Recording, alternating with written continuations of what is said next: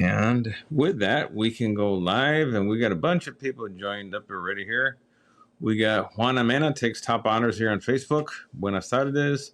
Suzanne Kuneshka Thameli. Good evening to you. Our good friend Gladys up there in Valencia area. Hello to you. Craig Kitchen, the one and only out there in Palmdale. We got Esteban Casasolas from Tampa, Florida. There we got a long distance dedication. Former recruit of mine. He's now a doctor. Very cool. Okay. Valerie Kennedy, good evening from Covina. Very well. John Felche, hello to you. Neil Kaplan from Santa Monica. Man, we got a whole spread here, but I think our good friend Casasola is taking top honors in Florida. It's our long distance dedication. And we have Simon in the house. He's roaming around here. He's got something to say. Looking a little suspicious. Yeah, and never know what he's going to do. Yeah, he's like the shark in Jaws. Okay, here he is. Whoop. Oh, now, there he goes. Okay, now I got the business end of him here. Here he is. Can he get his head out here? I don't know. What are you doing, Simon? All right, anyway, that's Simon. So, good to hear from everybody. Phil, good to hear from you. Arcadia's in the house. Wow, Palmdale as well. We got everybody all over the place here. That's pretty cool. And we want to welcome everyone on board on all three platforms, X, Instagram, and Twitter. And we have the channel already on YouTube. It's Villanueva 33. So please subscribe and like and follow it on YouTube. And we'll post these videos there. We're having issues with putting saving it on Instagram, but you can find it on YouTube. So if you have access to Facebook, you can get them on YouTube, and we'll be posting them there as well. Okay, and we'll figure out that how to do that down the road. So with that, we have some information that we want to share with you. We have a lot of things that happened since last week, and let's start first with two tragedies. One is a tragedy that happened in our own backyard here in Buena Park on Friday, 4th of July. And what do we say about safety, safety, safety? Stupid people doing stupid things with fireworks caused the death of an 8-year-old girl in Buena Park. One person in custody, don't know if it's the parent of this 8-year-old, but apparently somebody set off a batch of illegal fireworks that went out sideways and hit another batch of illegal fireworks that exploded and killed this 8-year-old girl. And that family is going to be forever affected by this tragedy, all for a few moments of fun. Folks, these are not the sparklers from your childhood. All these fireworks are extremely dangerous, have no business being in the hands of someone who's not a professional pyrotechnic, and here it is the reason why. Someone had to die. And that's not even counting all the people that lost fingers and eyesight. And the sheer numbers of the death toll every year keeps climbing. We're talking dozens of people throughout the entire nation every single 4th of July weekend. Chicago had their own tragedies. I think they had, I don't know how many, 80 or 90 people that were shot, and about 10 or 12 died. In one of the shootings, you had 4 dead, and you had over, I don't know, was it 30 shot in Chicago in one incident. And that place continues to be a bloodbath, run into the ground by the very ultra-progressive mayor of Chicago. And that's not changing. And with that, let's see what else we have. Now let's go to the floods in Texas. That's another tragedy there. And the death toll now is over 111. You got over 100 people still missing. Entire campgrounds were wiped out with all the kids and counselors in it. Another tragedy. And the question is, when all the dust settles after the recovery period, is what was the plan? What was the plan of attack of evacuating people to high ground, and did people were aware of the danger, and what kind of notifications were involved, and what type of planning was involved to address this? Because that death toll is just so high, and it almost rings of the death toll here in the fires. Entirely different natural disaster, but has a similarity in terms of the issue about evacuations, and were they sufficiently prepared and coordinating all the local and state level authorities on this issue? And what information did they know from the National Weather Service? Okay, was there a particularly dangerous situation issued on that amount? The downpour was something incredible. Waters rose over 20 feet in the matter of half an hour or less in some places. Imagine that. I mean, you're here one day and next thing you know it, the water's over your head on dry ground. And that's again, it's a tough one to swallow. I mean, the loss of life was just enormous. So let's see what becomes of that. Now, sadly, from that, of course, there's always politicians who got to put their 2 cents in it and make a total ass of themselves. And I want to play you a tape. One such politician who did exactly that. Apparently got themselves fired for it. And let's see if we can play this. Let's see. Condemned people for helping find the missing girls from Camp Mystic in Texas because they are white. The woman who condemned people for helping find the missing girls from Camp Mystic in Texas because they are white has been permanently removed from Houston's Food Insecurity Board, effective immediately. If this were a group of Hispanic girls out there, this would not be getting this type of coverage that they're getting. No one would give a. And all these white people, the parents of these little girls, would be saying things like they need to be deported. They shouldn't have been here in the first place. They want you to have sympathy for these people. They want you to get out of your bed and to come out of your home and to go find these people and to donate your money to go find these people. Meanwhile, they are deporting your family members. Meanwhile, they're setting up concentration camps and prisons for your family members. And I need y'all to keep that in mind before y'all get out there and put on your rain boots and go find these little girls. That was the video that she posted to social media. After major backlash, the Houston mayor's office released a statement saying the woman will not be reappointed to the board and will have no part of the city of Houston, saying, quote, Mayor John Whitmire has no plans to reappoint her, and the city is taking immediate steps to remove her from the board permanently. Sadie Perkins was appointed by Democrat Mayor Sylvester Turner in 2023. After the backlash, Perkins took to social media once again and doubled down on her comments. But we're supposed to stop the world and stop everything we're doing to go and hunt for these little missing white girls. Come hither. Come hither.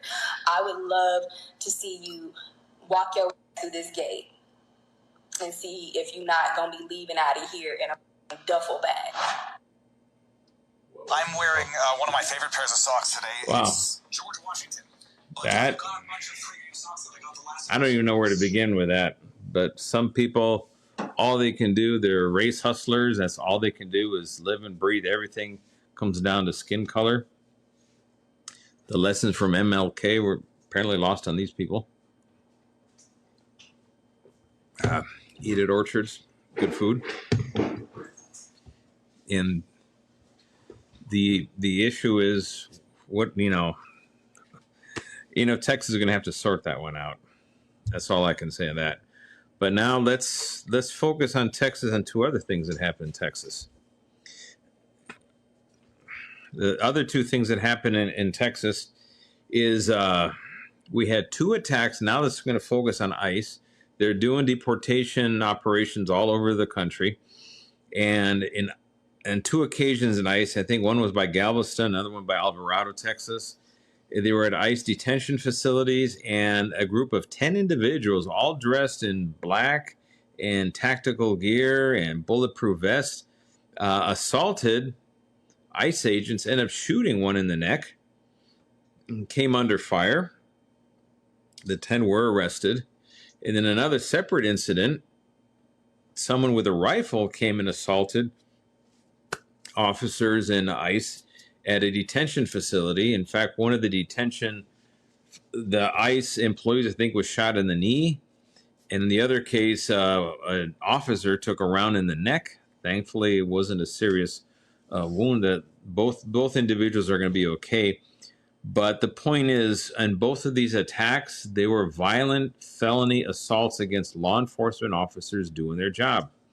And this is where we have to really start, laying some groundwork here on the obvious. One is that Federal law enforcement has a right. In fact, they have the job of enforcing federal immigration law, whether you like it or not. Okay. And the fact that under the Biden administration, they chose not to enforce federal immigration law, and we had, 8 to 10 million unvetted just rushed over the border, that is not normal in of itself. Okay. The Obama administration, he was known as the deporter in chief. In fact, there's plenty of videos of him talking about the threat of illegal immigration and enforcement, and the Democratic Party did not say a thing about it. So when Trump picks up the same mantle and now is actually doing it, it's an, oh my God, how dare he, this is horrendous. I'm just not buying it, folks. I think we got to stick to what's right. It's not left or right issue, it's right or wrong. You do not have a right to immigrate unlawfully to our country. You don't have that right. It's a privilege to immigrate here legally, accept it as a privilege, and act like it's a privilege. Okay? So now let's draw this case from Texas. Now let's bring it closer to LA, MacArthur Park. There was an enforcement action a few days ago, and you had uniformed ICE agents. You had them on mounted horseback. They went through the park, and here goes Karen Bash, the Cheshire cat, running to the rescue, to see what's going on. And it's all for show purposes, folks. If you can't see through her, her performative act, it's, I could probably sell you a bridge if you can't see that. That's how sad it is. And the fact is, the federal government has a right to enforce federal law. And they're going to court, and they're getting all these kind of different municipalities to friend of the court briefs and support this lawsuit and all that. But they're going to come up against a hard wall. The federal government can enforce federal immigration law. That is their job. We do not have a right to get in their way, to interfere. We do not have the right to attack them or do anything to interfere with their operation, because that is obstruction of justice. And if people do not like what they're doing, there is a solution for that. One, can ICE do their job better? Yeah, I think there's enough evidence there shows I think they probably need to improve the way they're doing business and who they're targeting. Because there's supposedly 647,000 criminal aliens floating around the country that need to be deported. Remember that number. And I think everyone is more than happy to see those 647,000 leave. That includes Tren de Aragua gangsters, Mara Salvatrucha gangsters, all these burglary tourists from South America. They're out here burglarizing, ripping us off. Yeah, I think everyone's more than happy to see them leave. And everyone else in between that's doing those type of things. And the people that came here unlawfully, got into crime, got convicted of crimes, and those are murderers, rapists, robbers, arsonists, extortionists, you name it, all those can leave. That's the 647,000. Keep that number in mind. The problem is, I don't think they're all hiding out at the local Home Depot or the car wash. I just don't see it. I think if they stay focused on what their target is, they're going to have widespread support, even in places deep blue like LA.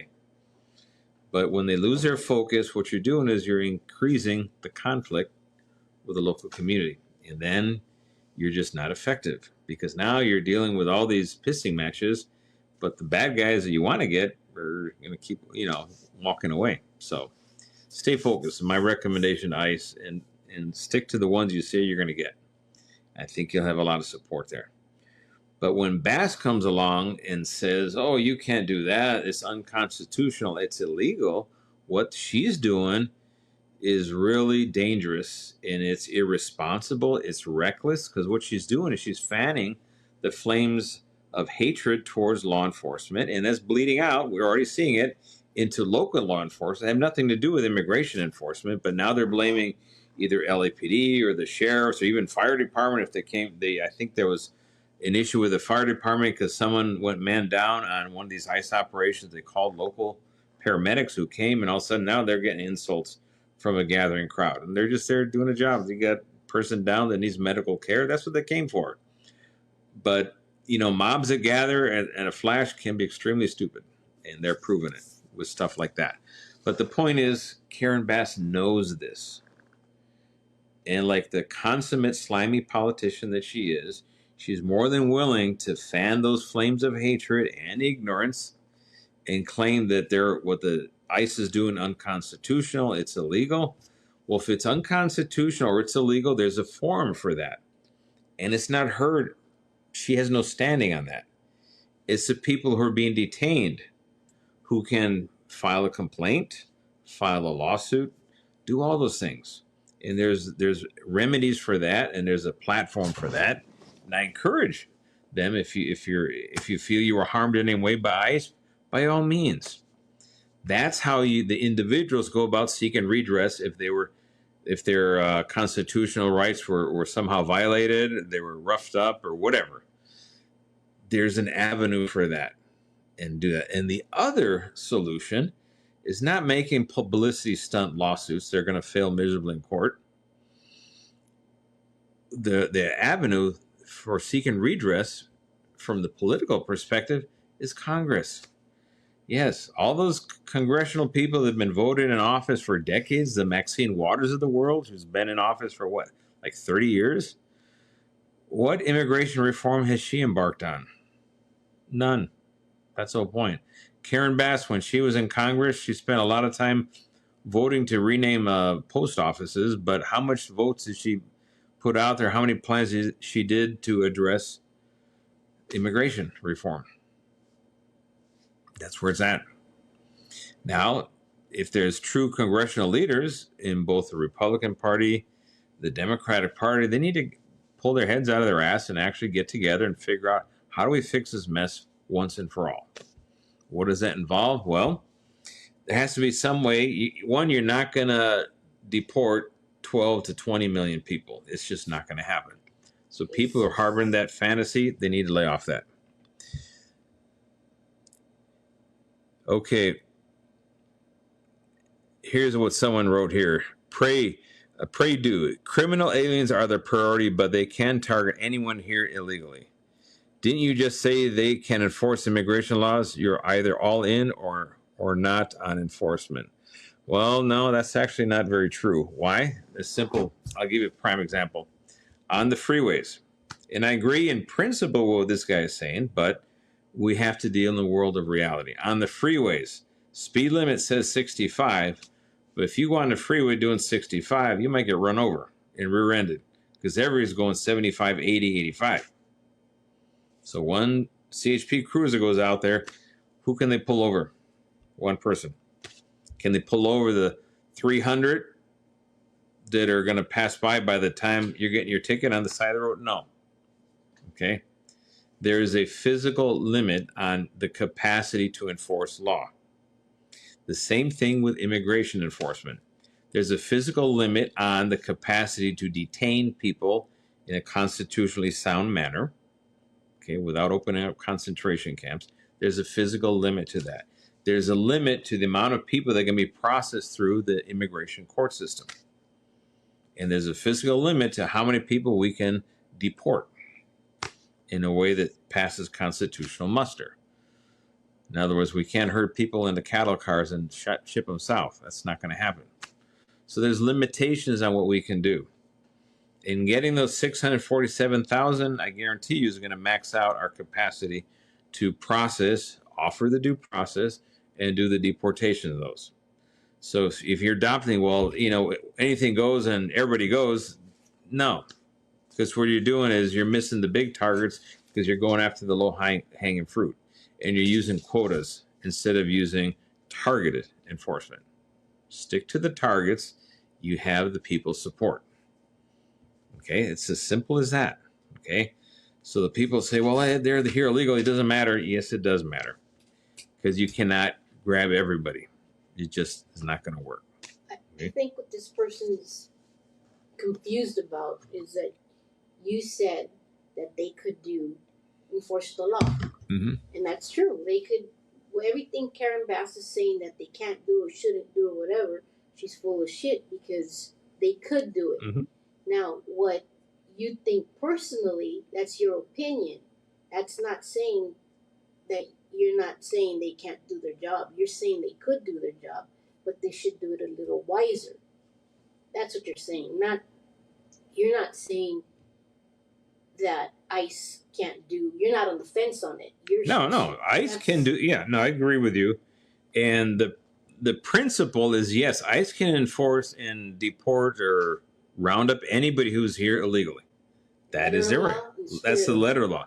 Now, there's a difference between letter of the law and spirit of the law. Can you do that? No. Why? Because I'd rather catch one murderer than 10 guys at the car wash and they're here for illegally crossing the border. I'd be happier with the one murderer, the one rapist, 3 gangsters. Those are the ones I want. Okay? It's pretty basic thing. We have to prioritize and we have to be realistic. Right? And I think very good point there. If this is between letter of the law, spirit of the law, and I think you can understand that. So with that, and so where is this lawsuit going to go with Karen Bass? If you saw her at a press conference yesterday, she did not look very happy. You know why? Because she's not in control of the facts anymore. She's not in control of anything. Because the federal government has a supremacy clause in the Constitution. The federal government has a right to enforce federal law. The problem that happened, and this goes back 10, 15 years ago, is in all these far left politicians in office sold the idea about sanctuary. We're going to be a sanctuary.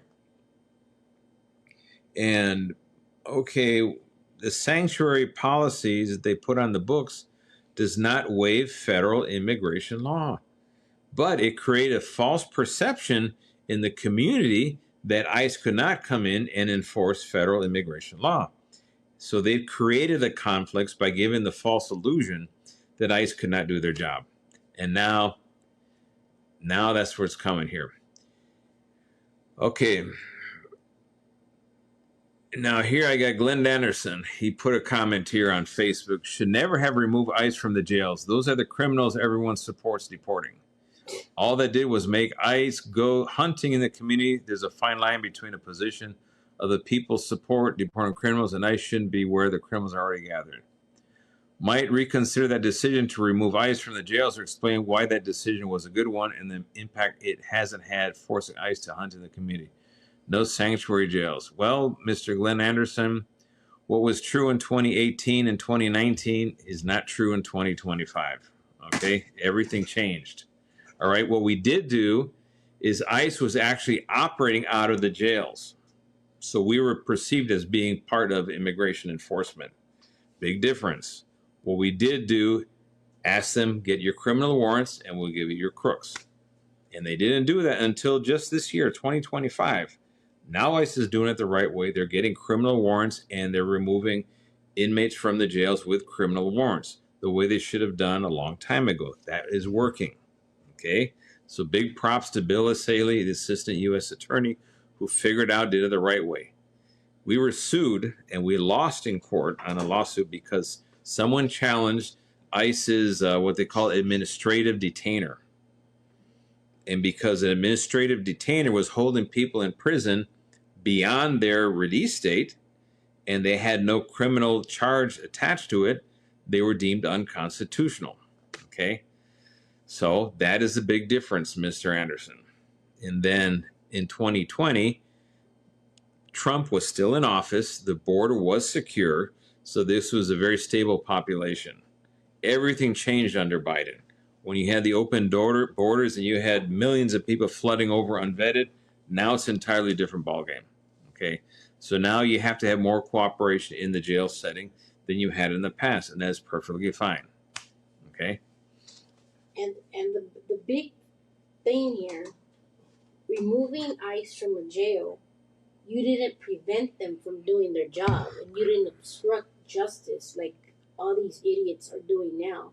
You didn't cause havoc at all.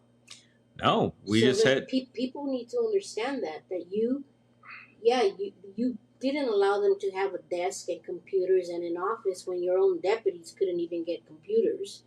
So they're out, but you never prevented them from doing their job. Mm-hmm. You never stopped them. That's a big difference. Yeah. In other words, ICE has a job to do, and we're not going to get in the way of ICE doing their job. But we just can't be mixing local law enforcement with federal immigration enforcement, because we still have to reach out to that community to ask them to come forward when they're victims of violent crime. And it's not going to happen when they think, oh, wait, if I call in because I just got assaulted, but I'm going to get deported. Now you see the problem. And that's what we were dealing with. But I think we separated the two successfully. It worked because we still had people reporting crime. ICE is still doing their job, doing the deportations the right way with criminal warrants from the jail system and everyone from the state prison system as soon as they get released. So it's working. So now, okay, now Sonia Martin, is the county still participating in SCAP grants? That's a very good question. I don't know what the answer is, but I'm going to take a wild guess that under cover of darkness, they're probably accepting the money anyway and selling out the very same people they claim they're going to protect. And they did it a long time until 2018 when I took office. So that's a very good question. We'll have to find out about that. And with that, let's keep moving on here. Okay. So any other question about ICE, feel free to put them out there. And Craig Kitchen has a good point. Special Law number 40, that was from 1979. Daryl Gates, not exactly a liberal chief of police. And he understood that local law enforcement has to deal with the entire community, undocumented, documented U.S. citizens, and they can't decide who gets the service because of their immigration status. We still have to answer the call. So he created Special Over 40 where they're not going to be involved in immigration enforcement. That's 1979 from Daryl Gates. So you can understand the historical nature of this thing. So what we did was it worked. But again, now 2025, everything has changed. So we have to adapt to the changes on the ground. Okay, now let's see here. Okay.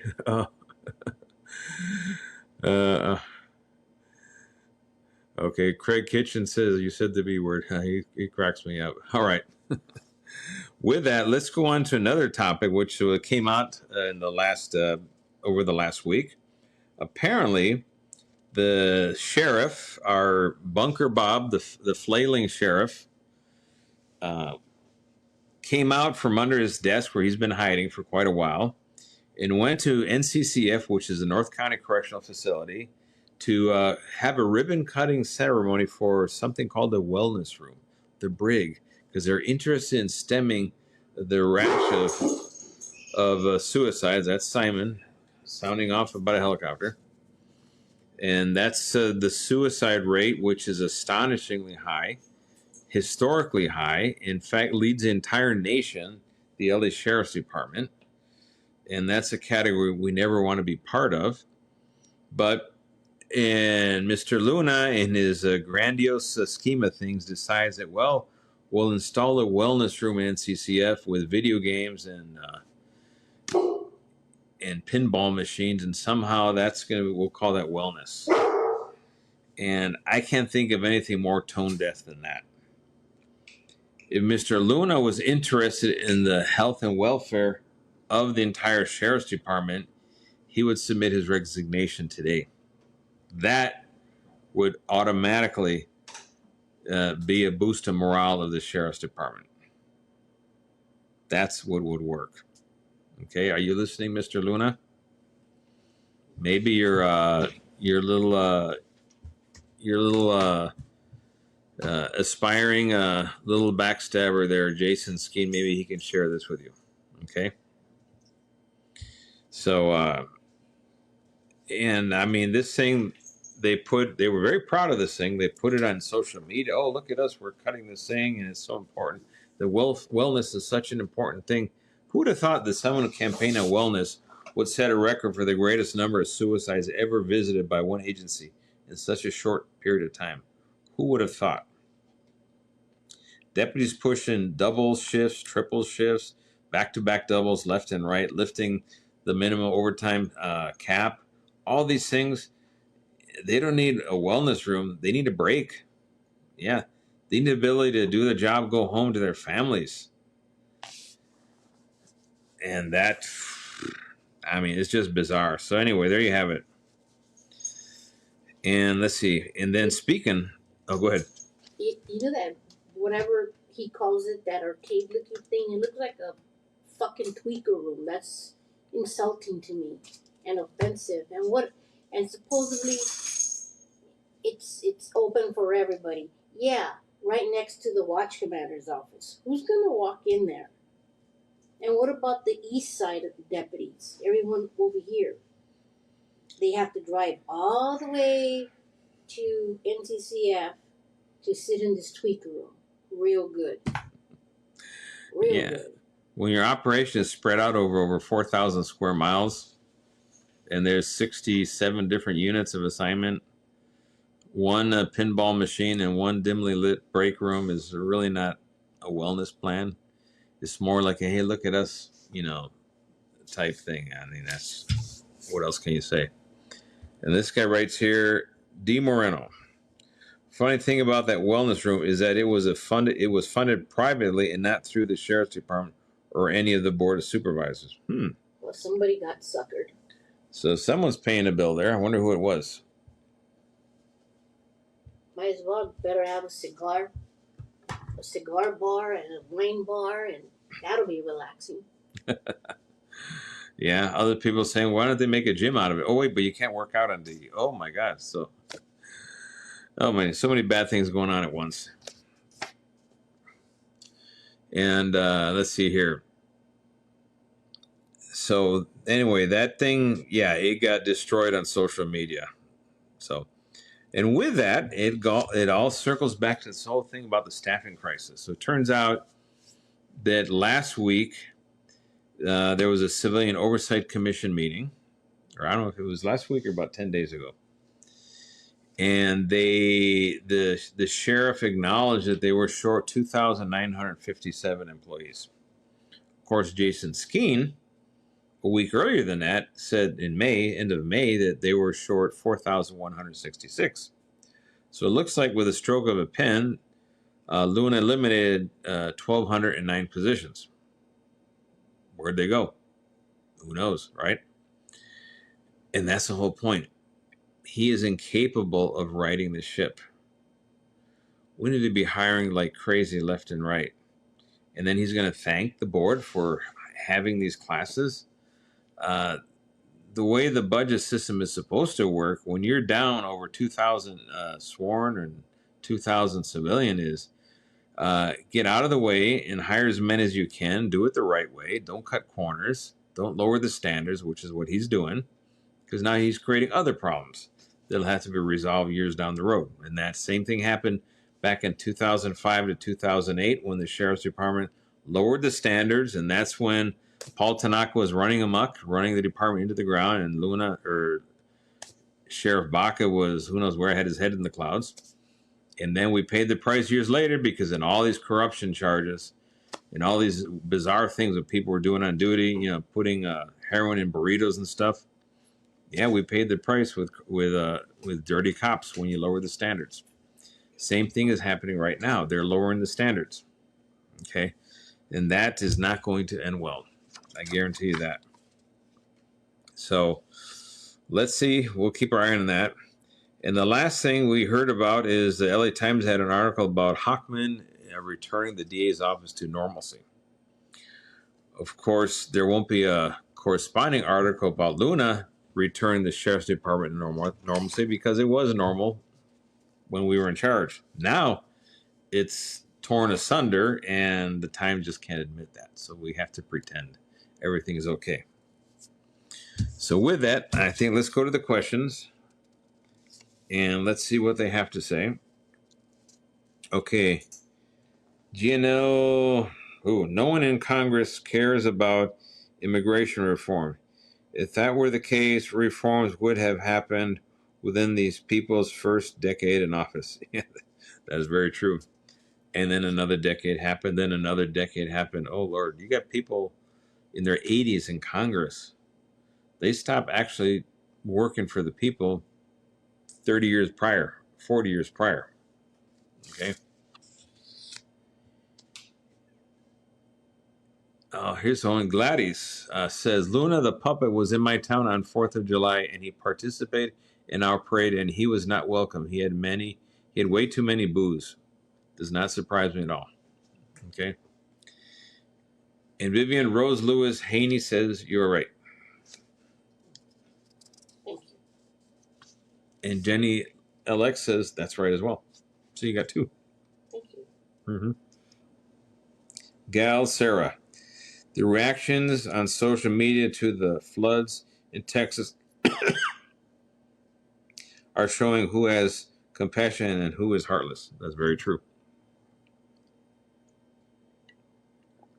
At this point, there should be an outpouring of support. And sadly, at this point in the game, you're not going to find survivors. It'd be a miracle to find a survivor this late in the game. Now you're in recovery mode. You're looking for bodies. Omar 10. True, raiding car washes is bad PR. If they broadcast themselves raiding gang neighborhoods, they would get more support. Yeah, they probably would. And here's something you should know, that ICE is actually reaching out to local law enforcement, and they're trying to coordinate to make sure they're not stepping on each other's toes, because you have the problem when ICE is doing an operation in one area and there could be a local law enforcement agency or a state that's going to do an operation in the same locations, like, say, serving a search warrant. You don't want to have what's called blue on blue, which is cops versus cops arriving at the same time, or one ruining the other's operation. So there needs to be some coordination in that regard. But that information has to stay with the local law enforcement agency. And no, they don't get to share it with the mayor and the city council because they want to be in the loop, because that would be obstruction of justice. Simple as that. Okay, Viv? Let me see here. John Giannone, if offered the position, would you take the role of NYPD commissioner? Not with a ass white mayor they may have. Not, I could have said it better. Not with the one who may be the mayor. If we had a mayor who was solid, who respected the rule of law and the proper role of law enforcement, I'd entertain that possibility. I'd have to sit down with them to see what they want to achieve with it. No, you'd have to sit down with me. I'd say, bye, Felicia. However, See you on the weekends. It is geographically inconvenient because it's on the other side. That's 3,000 miles away. And I really like where we're at here. Very true. And in fact, I think Vivian spelled it out. Montana. Oh, Montana. She says Montana. Should break for Montana, but not for NYPD. So, anyway, good question. All right. We had any other ones, Viv? No, but something I didn't see, I might have missed it. Going back to Karen Bass and MacArthur Park, how she says, oh my God, it was so unsafe with these military-looking people and the horses with whatever metal things that they put on the chest. What is it called? That like armor thing they put on the horses? Uh-huh. She's talking about that. Is she for real? Like, I'd rather see cops and law and order than dodging bullets or avoiding to go there. Like, there was a restaurant close to there called La Fonda, which nobody ever really goes to now because of MacArthur Park. Because it's gang infested, people doing drugs, people being raped, assaulted. No one in their right mind goes there. But I guess that was okay for Karen Bass. And you're right on the money. And the sad thing is she's going, oh my God, the kids were traumatized in a summer camp. What summer camp in MacArthur Park? Summer camp. You'd be sending your kids to be killed if you sent them to MacArthur Park. No summer camp there. I'm sorry. That place is one of the most notorious places in all of the city of LA, MacArthur Park. And anybody who's been there, and I've been there a few times, and every time I go, I think, thank God I'm armed to the teeth, and it's just not suitable. And we have high ground, which is... That place has been overrun with gangsters, Mara Salvatrucha, transients, drug addicts everywhere, shooting up, making a total ass of themselves. And The only time that park has ever been clear was actually when ICE showed up and went through it. And all the riffraff ran away. That's fine. But that place has been hell for decades.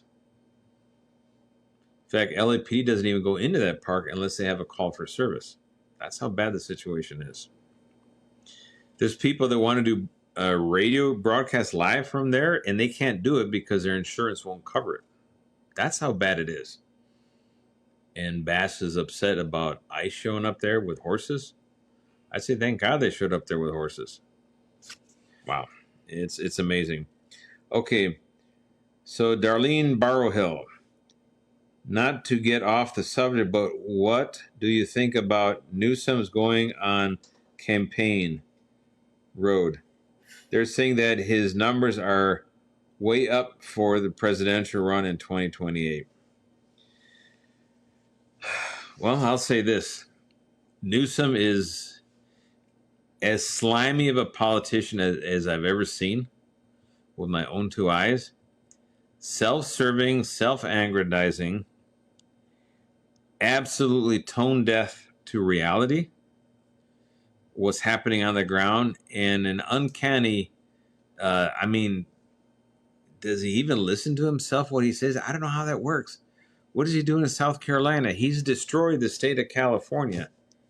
Every single decision he did, every idiotic measure coming out of Sacramento, he signed it gleefully. Oh, there we go. This is a great thing. Let's destroy parental rights. Let's make sure that strangers can adopt your kids and change their genders and change their birth certificates, and no problem. We'll do whatever we want. It's all a great thing. All of that. Oh, yeah. The highest gas taxes in the nation, homeless capital of the nation, retail theft capital of the nation. You name it, California has all the categories going for it. So what is this fool doing in South Carolina? He's trying to sell himself to the Democratic Party of South Carolina, and by inference, the rest of the nation. Hey, look at me. I can be your next president. Look, So he's got the whole camera crew in tow. He's got the wind tunnel tested hairdo and the fan going and the gel and all that stuff. And every camera's at the right angle to capture him. And then he's got these weird hand gestures going on everywhere, like he's doing some kind of tweaking sign language. I don't know what it is. But that is not presidential material. Like I said before, he should go endorse gel products, go back to his pump jack, or whatever winery he calls it, and just keep on the selling wine and just apologize for every single thing you did in office. And then Gold Star, how does Newsom afford a multi-million-dollar home? Taxes. Very true. Another guy said Newsom looks like that one character from Beavis and Butthead. Remember him? I remember that. Yep. And how does he afford it? Was it a $9 million home or something like that? Man, the wine industry must be good to him. He can afford the French Laundry when everyone else was hiding out under COVID, his regulations.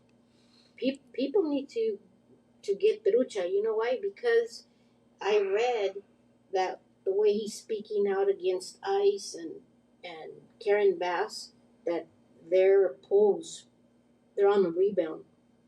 So perfect opportunity for them to look like heroes. Mm-hmm. Because there's a lot of people that still have their heads buried in sand or listen to local media and not things like this. Mm-hmm. So if they're on a rebound, we're screwed. Well, I think there's a ceiling to that rebound that they're on. Well, I hope. And they definitely want to change the subject, because I guarantee you that Bass does not want to talk about her bad time in office, what she's done to the city of LA. Newsom doesn't want to talk about what he's done to the state of California. But hey, look over there. There's ICE. And that orange guy in the White House, he's bad, bad, bad. You know what? It doesn't matter what you think about the guy in the White House. When he was Biden, when he was Trump, it does not matter for the state of California. It's what California politicians are doing to California. That's what matters. And that's what voters need to keep your eye on. So when these fools are up for re-election or trying to jump to the next bigger office, just say no. Okay? Just say no.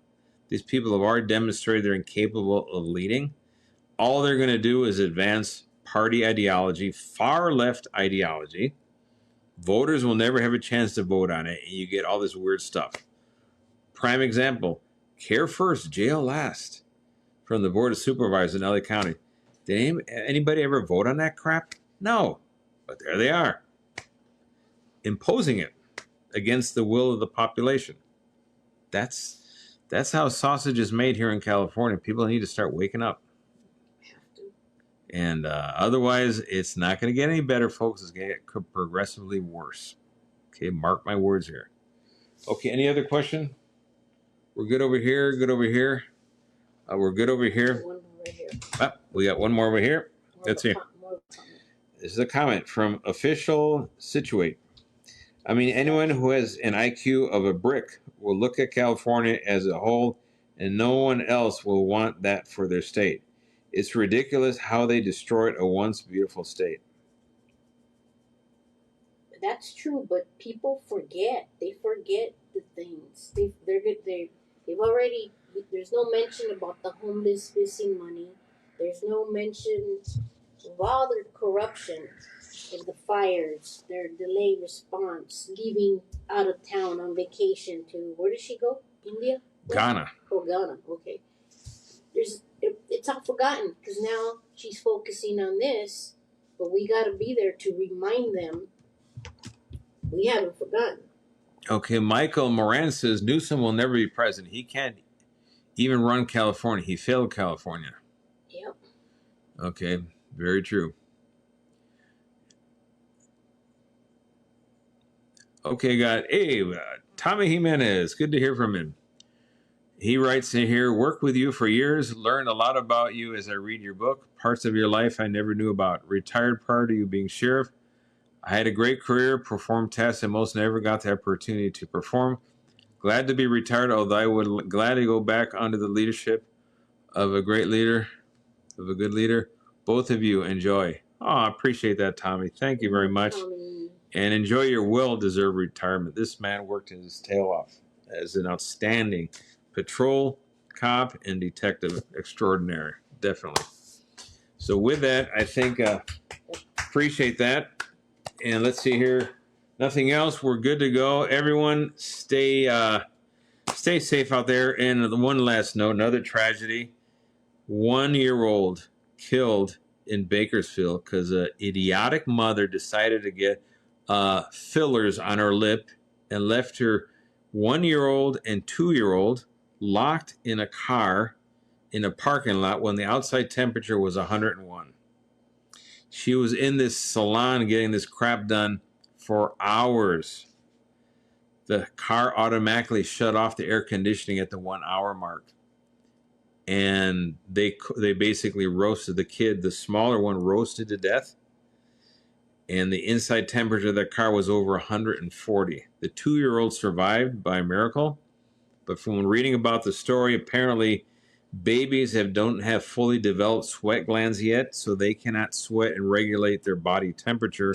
2-year-olds already have that capacity to sweat, and they can handle the heat better. That's why the 2-year-old survived, and the infant died while the mother was getting her injections or lip fillers or whatever it is. I mean, that is just, it's just horrible. I read that. I was sick to the stomach.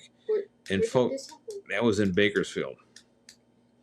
And this is happening more. There was a 6-year-old that also was killed, I think Ventura County or somewhere recently too, a 6-year-old. And I mean, this is going to happen again and again. Folks, pay attention. Cars are very, very dangerous. You don't leave babies in cars. You don't leave pets in cars. You don't leave anybody in a car unattended in the heat anyway. It's a death trap. Treat it like that. All right? And value the lives of your loved ones. I mean, just a prayer for the family and the soul of that little boy. There's nowhere else to explain it. What they should do with that mother? They should drive her to Death Valley. Is that the hottest spot? Hottest spot on earth? Tie her ass to a cactus. With her bare butt right on the little thorns of the cactus and leave her there. That's a creative way to do it. Mm-hmm. Yeah. So, yeah, you need a license. You need a license to have a dog, but any idiot can have a kid. Just think about that. With that, folks, please be safe out there. It's going to get hot. It's going to get hotter. All right. So the challenges are there. Pay attention. And Lord willing, we'll see you all next week.